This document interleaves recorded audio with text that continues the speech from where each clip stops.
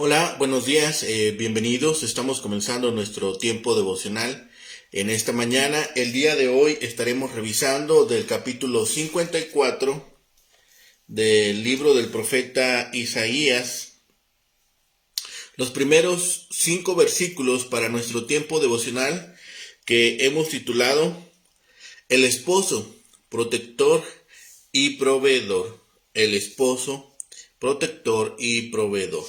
Vamos a la lectura de nuestra porción. Recuerden que estamos leyendo la Nueva Traducción Viviente para nuestro tiempo devocional. Dice la palabra de Dios, capítulo 54, versículos 1 al 5. Canta, oh mujer sin hijos, tú que nunca diste a luz. Prorrumpe en canciones de alegría a toda voz, oh Jerusalén, tú que nunca tuviste dolores de parto, pues la mujer desolada ahora tiene más hijos que la que vive con su esposo, dice el Señor. Agranda tu casa, construye una ampliación, extiende tu hogar y no repares en gastos, pues pronto estarás llena a rebosar. Tus descendientes ocuparán otras naciones y repoblarán las ciudades en ruinas. No temas, ya no vivirás avergonzada. No tengas temor, no habrá más deshonra para ti. Ya no recordarás la vergüenza de tu juventud, ni las tristezas de tu viudez, pues tu Creador será tu marido. El Señor de los ejércitos celestiales es su nombre. Él es tu Redentor, el Santo de Israel, el Dios de toda la tierra. Vemos aquí el aumento de la iglesia por la conversión de los judíos y los gentiles. En estas palabras de ánimo para Israel, ahora basándose en la humillación y exaltación del siervo sufriente, el Señor puede dar palabras de ánimo a su pueblo en exilio. Todas las promesas hechas en este capítulo tuvieron un cumplimiento parcial cuando los exiliados regresaron a su tierra, pero la terminología usada indica que no tendrán su cumplimiento cabal sino hasta la época del reino milenial. Las amonestaciones son, pues, dos. Primero, regocíjate y canta, porque tendrás familia abundante. Y segundo, no temas ni te avergüences. Lo primero es que estando en cautiverio, Israel vivía en lugares muy estrechos y con muchas limitaciones. Era estéril espiritualmente, pero esta condición iba a cambiar por la obra del Mesías. El pueblo debía prepararse para un crecimiento fenomenal. Vendría el día cuando tuviera dominio sobre las naciones. Este es el texto que animó a Guillermo Carey a finales del siglo XVIII a escribir a la iglesia, animándola a que asumiera su responsabilidad misionera. Así fue como comenzó el movimiento misionero moderno que tanto éxito ha tenido durante los últimos 2 siglos. Además dice en esta porción, no temas ni te avergüences. El resto del capítulo, a partir del versículo 4, da varias razones por las cuales Israel no debía tener miedo al mirar al futuro, con todos los retos que el regreso a la tierra prometida le impondría y el inicio de su nueva vida en ella. Podría descansar porque su futuro era seguro. Estas dos amonestaciones son también para nosotros y son muy pertinentes para nuestros días. El mundo que nos rodea está lleno de amargura y miedo, pero el creyente debe vivir una vida repleta de gozo y paz. Este estilo de vida impactará a los que no poseen estas cualidades y abrirá la puerta para dar testimonio. Se caracteriza nuestra vida por el regocijo y la tranquilidad. Dice el profeta, versículo 4, porque su vergüenza será quitada. Se refiere a su juventud como la época de la nueva relación con Jehová, después de comprometerse a acatar la ley mosaica, y la viudez como la temporada de su cautiverio. La vergüenza causada por su pecado será quitada, e Israel podría caminar con la cabeza erguida en vez de cabizbaja. Porque su Hacedor es su Redentor. Versículo 5. Notemos aquí el verbo que no se expresa en tiempo pasado ni futuro, sino en tiempo presente. Así que la salvación vendrá del siervo. Es el tema de los capítulos 54 al 57. Estos capítulos hablan de la salvación tan grande que vendrá a Israel y a sus prosélitos, con base en la obra del siervo y de la condenación que vendrá sobre los impíos. Al final, el siervo establecerá el reino milenial. A diferencia de Israel, él no fracasará en su misión. Así que la salvación para Israel está plasmada en esta porción. El crecimiento numérico de Israel está asegurado. En Israel, el hecho de ser una mujer estéril significaba deshonra, ya que los hijos ayudaban a la familia en los quehaceres del hogar y apoyaban a sus padres en su vejez. La fertilidad de cualquier nivel, era una señal de la bendición de Dios. Por ejemplo, mientras Ana no pudo tener hijos, se sentía devastada, pero cuando el Señor le concedió tener un hijo, cantó de regocijo. Israel era como una mujer estéril. Por ende, estaba en un estado de continuo lamento, pero gracias a la soberanía y misericordia de Dios tendrá muchos hijos. Por eso, levantará su canción y dará voces de júbilo. Jerusalén, la cual estuvo en desolación y llanto, será restituida y se llenará de gente. Y así como los nómadas con muchos hijos tienen que hacer más grande su tienda para acomodarlos, así también la descendencia de Israel crecerá y tendrá que asentarse en ciudades de otras naciones, ya que no habrá suficiente lugar para ellos en su tierra. Finalmente, Israel sería reunida, así como un hombre recibe otra vez a su esposa, así el Señor reunirá a su pueblo. La nación no debía temer, ni sentir vergüenza, puesto que no estaría desolada y desamparada como una viuda. Como un marido recibirá otra vez a Israel, su esposa. Por eso tenemos que el Mesías será redentor y restaurador. El esposo es el protector y proveedor. Hay un orden familiar. Dios se revela mediante el título de marido para mostrar cuán profundamente ama a su pueblo y cómo cuida efectivamente de él. Al hacer esto, pone al descubierto una dimensión importante de la vida familiar, especialmente en lo que respecta a los esposos. Un marido debe amar y cuidar a su esposa e hijos. Dios es protector y proveedor. Los maridos que se someten a la dirección divina encontrarán tanto la inspiración como el poder para lograr esos objetivos, ya que esos atributos divinos fluirán y llenarán sus vidas. Sión queda entonces bajo el pacto restaurado. Los primeros versículos de este capítulo 54 parecen continuar directamente las ideas que aparecen en el primer versículo del capítulo 50. Allí Jehová cuestiona a aquellos de su pueblo que proclaman que ya no existe un pacto de amor entre Jehová e Israel, que el pacto ha sido roto por iniciativa de Jehová, que Israel ahora vive por su cuenta, sin tener que responder a nadie de su devenir histórico. Allí Jehová, echando mano de los mismos recursos retóricos de sus enemigos, les dice: ¿dónde está la carta de divorcio de vuestra madre con la cual yo la he repudiado? La respuesta que está sobreentendida es: no hay. Y no hay simplemente porque Jehová jamás abandonó a Israel de manera que dejara de ser su pueblo o su proyecto de pueblo. Prueba de ello es que sus enviados, los profetas, comunican a Israel la palabra de Jehová que se refiere a ellos, diciendo: mi pueblo mis hijos, mis testigos, mi escogido, siervo mío. Lo que ha sucedido con Israel de parte de Jehová ni siquiera puede catalogarse como abandono u olvido de su pueblo, porque aún en la cautividad fue con ellos y volvió con ellos de allá, protegiéndolos por delante y por detrás.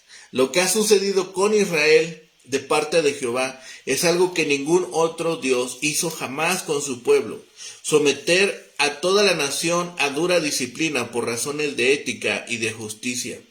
Ahora, en el capítulo 54, el profeta retoma la analogía del pueblo de Israel como la esposa de Jehová. No debemos exprimir demasiado las figuras retóricas en nuestra interpretación del texto. Lo que este versículo quiere decir gira alrededor de un juego de conceptos deducidos de un refrán popular. Más son los hijos de la desolada que los de la desposada. Mientras el refrán popular expresa un hecho social del proletariado, en el sentido de que la prole crece en los estratos sociales de recursos más limitados, su uso por el profeta expresa una expectativa de que la población de la tierra de Judá, que representa la desolada, se incrementaría mucho más que la que queda en Babilonia. Esta última representa a la desposada, Beulá, poseída por un Baal, es decir, por un señor o marido. La que fue conquistada y guardada en reclusión por su amor y señor, sea sirio, babilónico o persa. Por eso, personificando a Sión, es una mujer estéril. Le dice: alégrate, porque de pronto se va a llenar de hijos que representan sus habitantes. De este modo, va a ser necesario ensachar su emplazamiento territorial hasta que sea un hecho que sus descendientes lleguen a ocupar sus territorios que habían sido tomados por gente de las naciones alrededor y habiten las ciudades desoladas. De esta manera, el pasado vergonzante en que Israel experimentó el dominio de Egipto, de Asiria o de Babilonia quedará olvidado. De nuevo aquí, viudez significa abandono, desolación, pues hay que tener en mente siempre este principio hermenéutico: no hay que exprimir demasiado las analogías. De lo contrario, a partir de este pasaje llegaríamos a estar hablando del tema de la muerte de Dios. De esto nos salva el versículo 5, que dice: porque tu marido es tu hacedor, tu redentor, el Santo de Israel será llamado Dios de toda la tierra. No es mera coincidencia que el capítulo 54 comience con la palabra regocíjate. Después del capítulo 53 con su presentación de la muerte, sepultura, resurrección y exaltación del Cristo.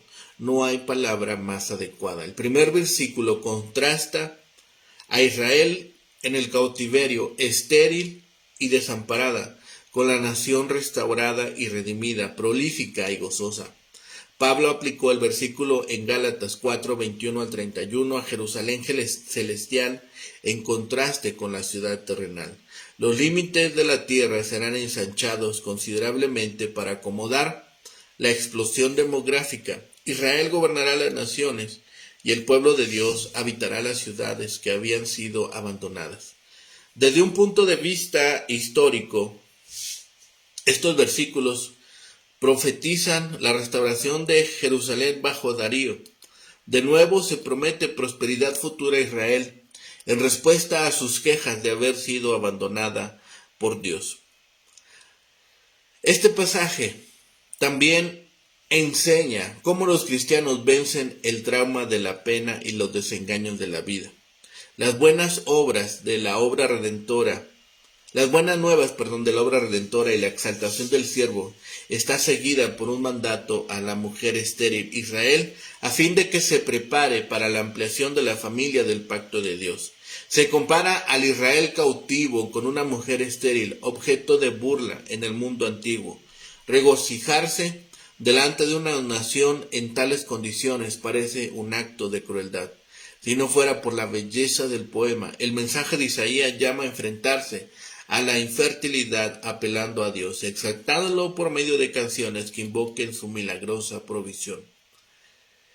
La vergüenza de tu juventud, en el versículo 4, es una alusión al cautiverio en Egipto.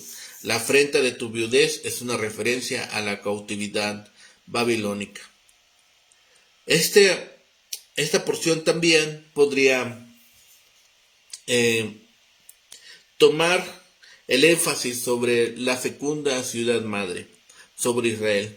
La exuberancia, paz y seguridad de este capítulo emergen del desamparo y la muerte recién descritos, que se introducen en la descripción del gran retorno.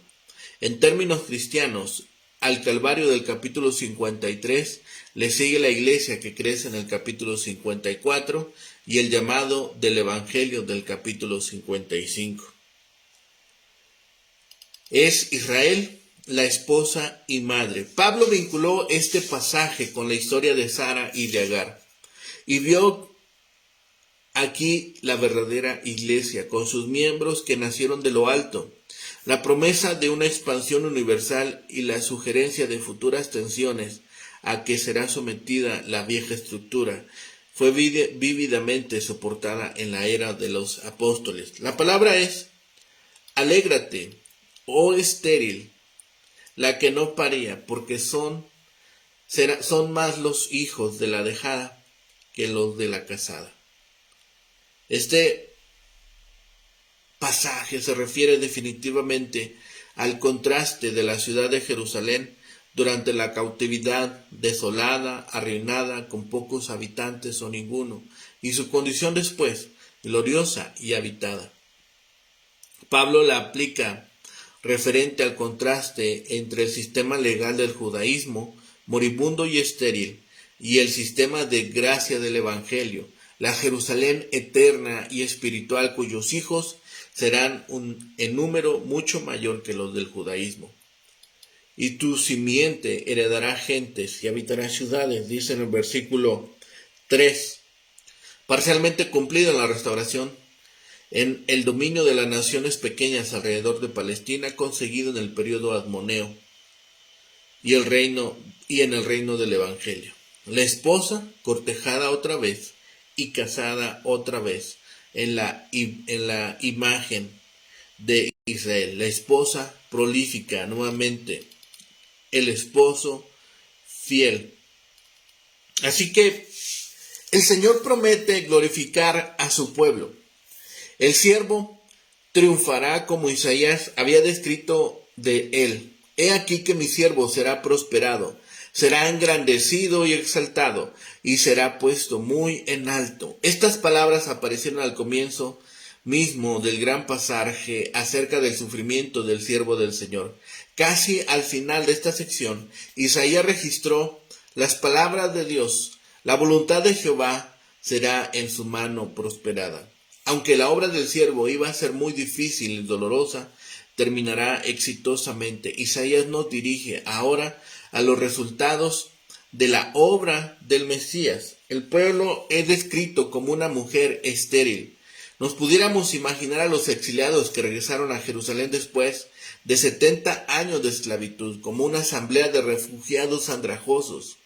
Estéril podría ser la expresión que bien describe al remanente que regresó de Babilonia, pero Dios había reservado grandes cosas para este pueblo, para su pueblo. Por causa de la obra del siervo, muchos iban a ser añadidos a su número. Al pueblo de Dios del Antiguo Testamento se le anima a ampliar sus tiendas para acomodar el incremento. El nuevo periodo de su historia iba a ser una época de expansión. Estos versículos se fundamentan en ideas que Isaías había expresado con anterioridad. Primero, Dios dijo que su pueblo era como una mujer infiel y se identificó a él mismo como el esposo.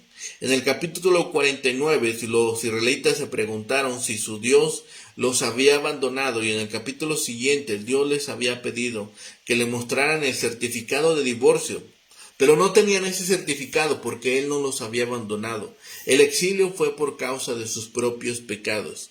Dios dijo: por vuestras rebeldías fue repudiada vuestra madre. Pero ¿qué cambio ha tenido lugar? La mujer y su esposo se han reconciliado. Ella había sido estéril y había estado desolada, pero ahora es redimida y regresada de su exilio. Dios ha expiado la infidelidad de su rebelde y perversa mujer y se ha reconciliado con ella.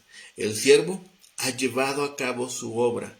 Será útil que también recordemos esta metáfora en la siguiente sección. Quisiéramos destacar lo muy cuidadosamente que ha dispuesto Isaías estos capítulos, que constituyen una unidad en la que el pensamiento fluye de una sección a la siguiente. Segundo, el capítulo se extiende sobre el tema de los hijos y la descendencia que Isaías había introducido al final del capítulo anterior. El siervo verá su descendencia, dice en el capítulo 53, versículo 10. Aquí estos vienen a ser parte del pueblo de Dios. Son tantos que las tiendas de la iglesia, es decir, el pueblo de Dios, tienen que ser agrandadas. El resultado de la obra del Señor es el crecimiento. Todo el que cree en el Mesías acude a su tienda y se hace parte de su nación. De este modo, Isaías nos lleva al Pentecostés y a la expansión de la iglesia del Nuevo Testamento. Dios nos incluye entre ellos y ha agrandado la tienda para acomodarnos bajo la protección y el cuidado de nuestro esposo celestial. Recordemos que Pablo hace uso de esta metáfora. Cristo es el esposo y los creyentes, o sea la iglesia, son su novia. Además del aumento, los fieles tienen otra bendición por causa de la obra del siervo. Dios les asegura, no temas, pues no serás confundida. El pueblo de Dios ha sido redimido y rescatado de las consecuencias de sus pecados. No deben temer, sino descansar en el inmerecido e inmutable amor de Dios. El Señor establece la razón por la cual no deben temer. Él es su hacedor y su redentor. Y como estos fieles están bajo la protección del Señor Todopoderoso de toda la tierra, nada les puede hacer daño. Como escribió el apóstol Pablo en Romanos 8:31 al 34, si Dios está por nosotros, ¿quién contra nosotros? Él, el que no eximió ni a su propio Hijo, sino que lo entregó por todos nosotros, ¿cómo no nos dará también con él todas las cosas? ¿Quién acusará a los escogidos de Dios? Dios es el que justifica. ¿Quién es el que condenará? Cristo es el que murió, más aún, el que también resucitó, el que además está a la diestra de Dios, el que también intercede por nosotros. Observemos el bajo estado de la religión en el mundo por largo tiempo antes de la introducción del cristianismo. Al predicar el evangelio, se convirtieron multitudes de los ídolos al Dios vivo. Esto es materia de gran regocijo para la iglesia. Las fronteras de la iglesia fueron extendidas, aunque su estado en la tierra es vil y mutable como una tienda o tabernáculo. A veces está en crecimiento y debe ser agrandada al aumentar la familia. Pero mientras más numerosa crezca la iglesia, más debe fortalecerse contra los errores y las corrupciones. Tu marido es tu hacedor. Cristo es el Santo de Israel, el mediador del pacto hecho con la iglesia veterotestamentaria. Por mucho tiempo fue llamado Dios de Israel, pero ahora será llamado Dios de toda la tierra. Él limpiará de pecado y hará que todo creyente verdadero se regocije en esta unión sagrada. Nunca podremos admirar bastante esta misericordia ni valorar debidamente este privilegio. Del cántico del siervo sufriente hemos pasado al cántico de la Sión triunfante, con lo que tenemos un empalme con el capítulo 52. Tenemos la profecía del regreso de los judíos del exilio de Babilonia. La población de la ciudad será tan numerosa que su espacio habitable tendrá que ser considerablemente aumentado. Con esto se le quitará a Israel el oprobio de su viudez hasta el punto de que se le olvidará todo lo que ha padecido, ya que Jehová la colmará de bendiciones y de consuelos. La estéril, la que había sido avergonzada en su juventud, será llamada por su esposo. Sión ya no es una viuda desamparada, sino la esposa del Señor. El paralelismo elaborado de estos versículos trata de demostrar que el esposo de Judá es también el santo de Israel. Sobre la imagen de la tienda, podemos pensar que los habitantes del desierto, conocidos algunos como beduinos, vivían en tiendas hechas con cuero oscuro de cabra. El suelo de estas tiendas era rectangular con una cortina interior que la dividía en dos. Una tienda promedio estaba hecha con 6 u 8 extensiones de tela que se afirmaban en 9 mástiles interiores. El tamaño en total podía ser de 6 por 10 yardas, aproximadamente 5 y 9 metros. Las tiendas más grandes medían el doble de una promedio.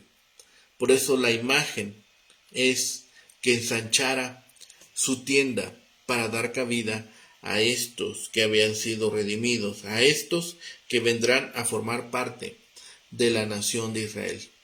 Lo sustancial de los títulos Jehová de los ejércitos, Redentor, Dios de toda la tierra, radica en que el Señor no olvidará las necesidades y las debilidades de Sión, tampoco dejará a Israel para siempre. Recordemos que en esta época la mujer sin hijos, estéril, era una gran vergüenza, una desgracia.